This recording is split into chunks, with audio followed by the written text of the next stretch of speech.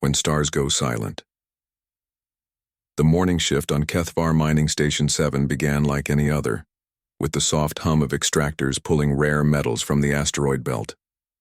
Commander Zeph Kohler watched the sunrise through the observation deck, his arms moving in practiced motions as he reviewed the daily reports.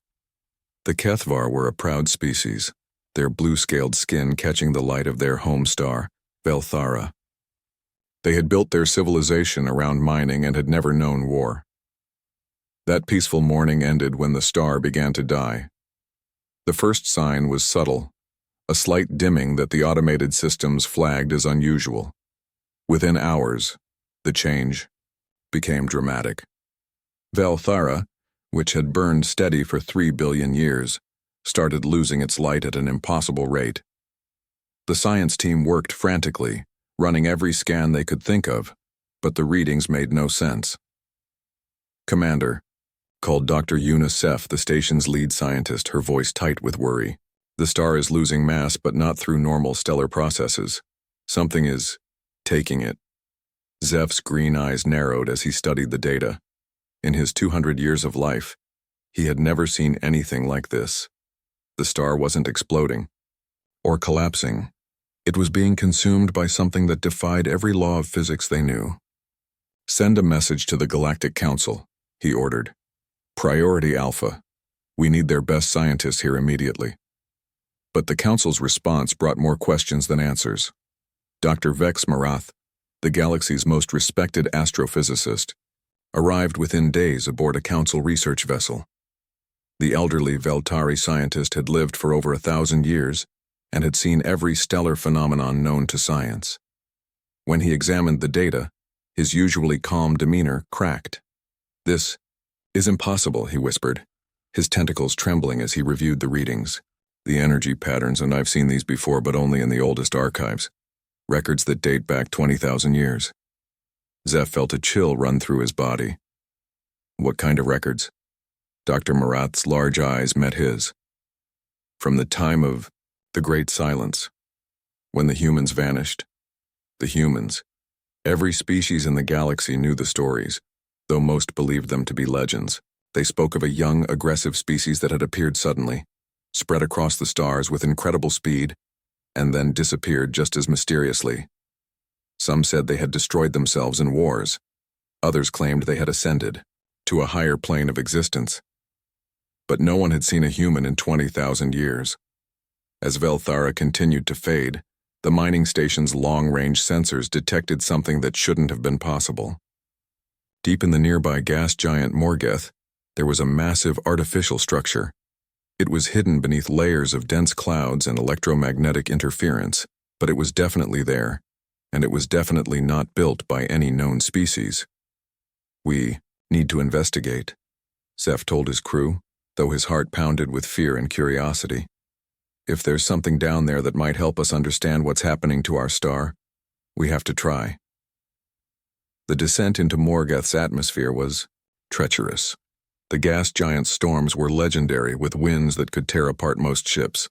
But as they pressed deeper, following the mysterious energy signature, something extraordinary happened. The storms parted. It wasn't natural. The winds formed a perfect corridor, as if some invisible hand was guiding them to their destination. And there, floating in the calm center of the planet's most violent storm, was a structure that took their breath away. It was enormous, larger than most space stations, built from materials that seemed to absorb and reflect light in impossible ways. Its design was unlike anything in the galactic databases, with smooth curves and sharp angles that created a sense of both beauty and menace. And it was clearly very, very old. "Commander," whispered his communications officer, a young Kethvar named Pex. "We're receiving a signal." The voice that came through their speakers was unlike anything they had ever heard. It was warm, confident, and spoke in perfect galactic standard, with an accent that sounded both ancient and familiar. "Kethvar vessel, this is Captain Elena Vasquez of the Terran Guardian Corps. We've been expecting you." The bridge fell silent. Terran meant human, and this human had been expecting them. Please dock at the lower port, the voice continued. We have much to discuss and time is running short. Your star is being consumed by something that threatens not just your system, but the entire galaxy. Zeph made a decision that would change everything. We're going aboard, he announced to his crew. Prepare a diplomatic team. The docking bay was massive and filled with ships of designs they didn't recognize. As they walked through corridors that seemed to pulse with gentle light, Zeph marveled at the technology around them. Everything was advanced beyond anything the galaxy had seen, yet it felt warm and welcoming rather than cold and threatening. Captain Elena Vasquez was waiting for them in what appeared to be an observation lounge. She was tall for a human, with short brown hair and eyes that seemed to hold the weight of centuries. She wore a uniform of deep blue with silver trim, and when she smiled, it was with genuine warmth. Commander Kohler, she said, extending a hand in the human gesture they had read about in historical texts. Thank you for trusting us enough to come aboard. Captain Vasquez, Zeph replied, carefully shaking her hand. My people are dying. Our star is being consumed by something impossible. If you have answers, we need them. Elena's expression grew serious. The creatures consuming your star are called star devourers. They're ancient predators from the space between galaxies. Every 50,000 years they return to feed on the light and life of entire star systems. 20,000 years ago, they nearly destroyed everything. Dr. Marathi stepped forward, his tentacles quivering with excitement. But the records say they were stopped. The archives speak of a great battle, but all the details were lost. Not lost, Elena said quietly. Hidden by humanity. She led them to a vast observation deck that looked out into space.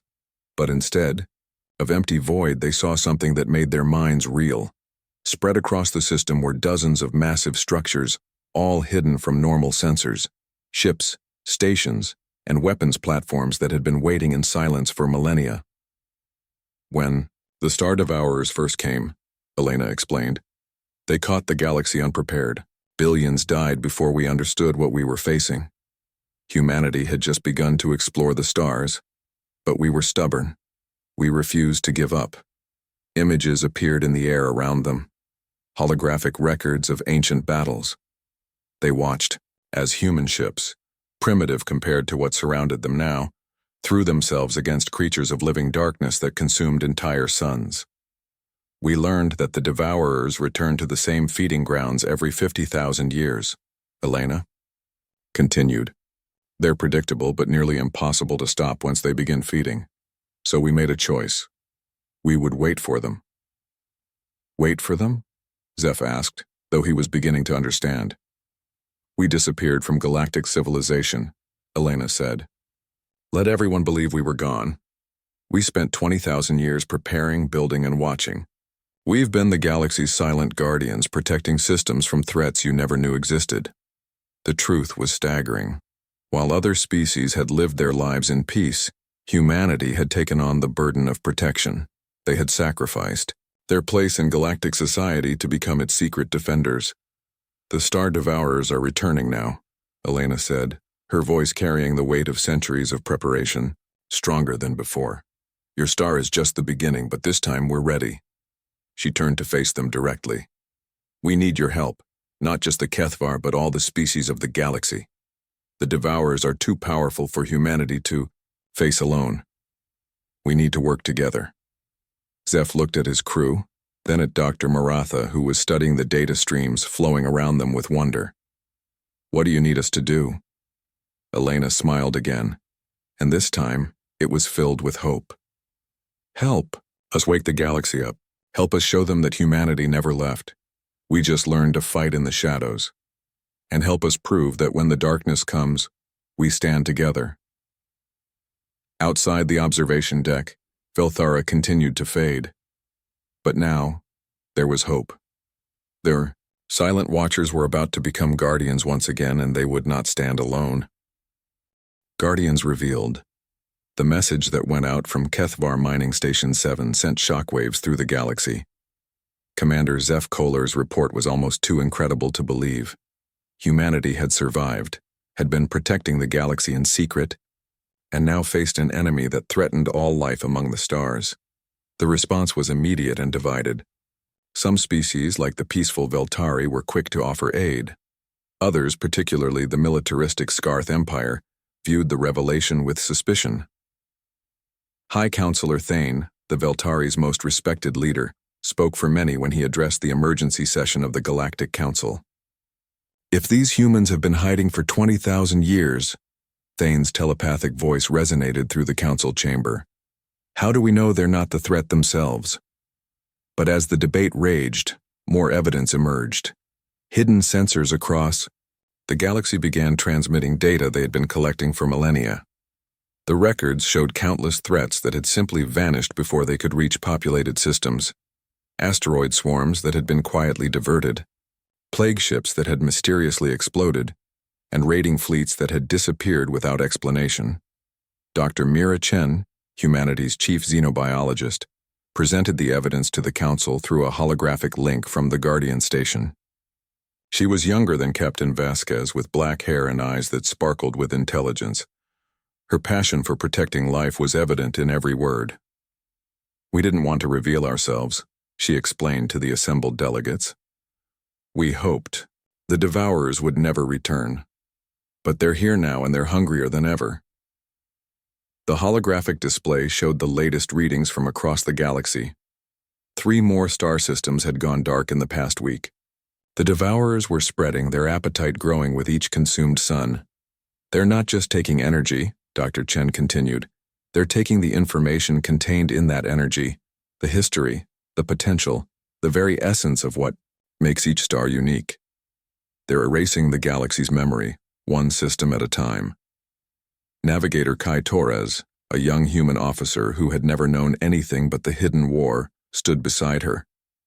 His presence represented hope, a generation that might see the galaxy united in peace rather than divided by fear. "We've been fighting this war for 20,000 years, Kai said, his voice steady despite his youth. "We've lost friends, families, entire worlds to protect strangers who didn't even know we existed. We didn't do it for glory or recognition. We did it because it was right." The council's debate was interrupted by emergency alerts. The Scarth home system was under attack. Their powerful warships, pride of their empire, were being torn apart by creatures of living shadow that fed on the light of their twin suns. Emperor Krex, the Scarth's supreme leader, appeared on the emergency channel. His usually proud demeanor was replaced by desperate fear. "The shadows, they're consuming our ships like they're nothing. Our weapons pass right through them." Captain Vasquez's voice cut through the chaos. "Guardian Fleet, this is actual. All units, prepare for emergence. It's time to show ourselves." Across the galaxy, space itself seemed to ripple. Cloaking fields that had hidden humanity's true strength for millennia began to fall away. The result was breathtaking. Massive ships appeared near every threatened system. They were beautiful and terrible, crafted from materials that seemed to bend light around them. Their designs incorporated the best of human engineering with technologies learned from 20,000 years of secret research. In the Scarth system, the Guardian fleet engaged the Star Devourers in a battle unlike anything the galaxy had ever seen. The creatures were enormous, their dark forms shifting and changing as they consumed stellar matter. But the human ships moved with precision and purpose, their weapons adapted specifically for this enemy. "All units, remember your training," Captain Vasquez commanded from the bridge of the flagship Endurance. "They feed on energy, so we starve them. Kai, are the resonance torpedoes ready?" "Resonance torpedoes armed and ready, Captain," Kai replied, his fingers dancing over controls that had been designed for this moment. Locking onto the primary Devourer's feeding pattern. The torpedoes that launched from the human ships weren't explosive weapons. Instead, they were quantum disruptors that interfered with the Devourer's ability to process consumed energy. The effect was immediate. The shadows writhed and pulled back from the dying stars. But the Devourers weren't defenseless. They lashed out with tendrils of pure darkness, and several Guardian ships were caught in their embrace. The vessels didn't explode, they simply faded, their light absorbed into the hungry void. "Guardian 7 is gone," reported the communications. Officer, Guardian 12 is losing structural integrity. Elena's jaw tightened. Every lost ship meant friends and colleagues who had dedicated their lives to this fight. All ships implement Protocol 7, full dispersal pattern. The human fleet scattered, but not in retreat. They were executing a maneuver that had been practiced for centuries. Each ship took a different vector, forcing the Devourers to split their attention. It was a strategy that played to humanity's greatest strength, their ability to coordinate and adapt.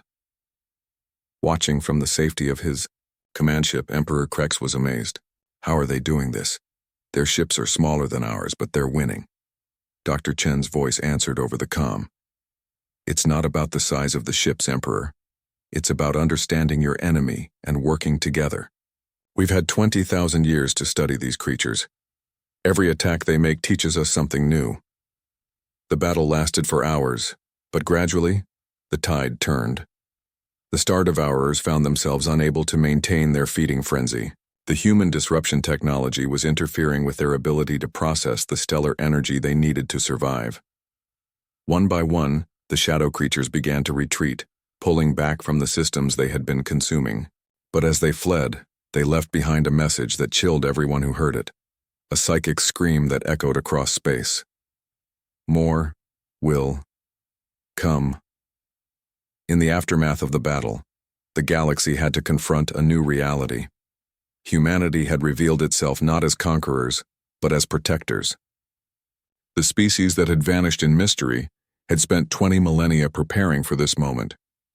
The emergency session of the Galactic Council reconvened, but the tone was completely different. High Counselor Thane, who had been skeptical of human motives, now spoke with respect and gratitude. "We owe you an apology," he transmitted to Captain Vasquez, "and a debt that can never be repaid." Elena appeared before the council, her image transmitted from the bridge of the Endurance. Behind her, the crew worked tirelessly to coordinate the defense of dozens of star systems. "We don't want your debt," she said simply. "We want your partnership. The Devourers will return in greater numbers. They've been testing our defenses, learning our capabilities. The real war is just beginning." Commander Zeph Kolar, whose mining station had started this chain of events, stepped forward. "What do you need from us?" "Everything," Elena replied. "Your knowledge, your resources, your courage. We can't fight this war alone anymore.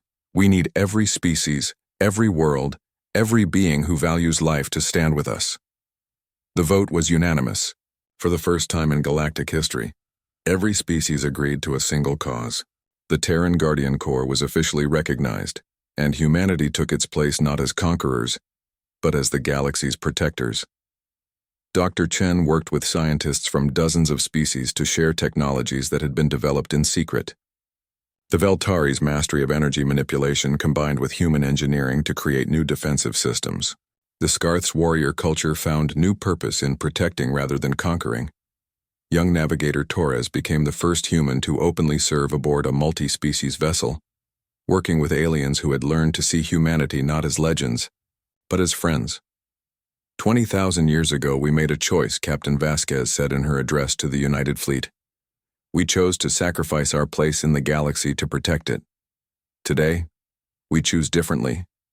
Today, we stand together.